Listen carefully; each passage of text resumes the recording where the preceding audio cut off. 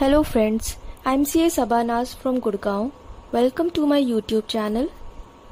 आज के हमारे वीडियो का टॉपिक है NRI whether exempted from tax audit or not. NRIs are the non-resident Indians और NRI के केस में confusions होती ही हैं. यहाँ पर हम NRIs के tax audit की बात करेंगे. Two questions may arise here regarding tax audit of NRIs.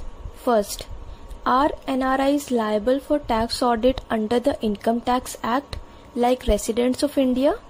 And second, is there any specific exemption given to NRIs in case of tax audit? हमें ये देखना है कि जैसे रेसिडेंट्स पे अप्लाई होता है इनकम टैक्स एक्ट के अंडर टैक्स ऑडिट, वैसे ही NRIs पर एप्लीकेबल है या नहीं. और सेकंड ये देखना है कि अगर एप्लीकेबल है तो उसमें कोई स्पेसिफिक एग्जेम्पशन प्रोवाइड की गई है या नहीं.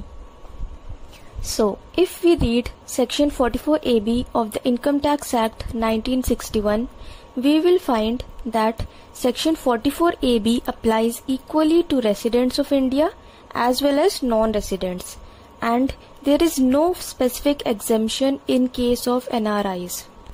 मतलब कि जैसे रेसिडेंट्स का टैक्स ऑडिट होता है वैसे ही सेम नॉन रेसिडेंट्स का भी टैक्स ऑडिट होगा.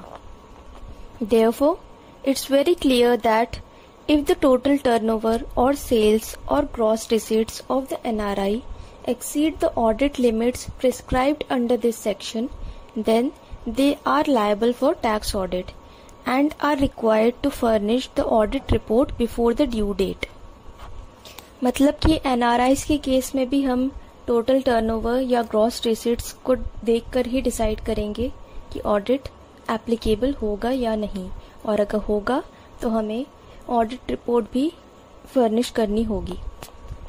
But the most important point here to note is that since NRIs pay tax in India only on the income accruing or arising or received in India, the audit will also be limited only to the Indian operations carried out by the NRI.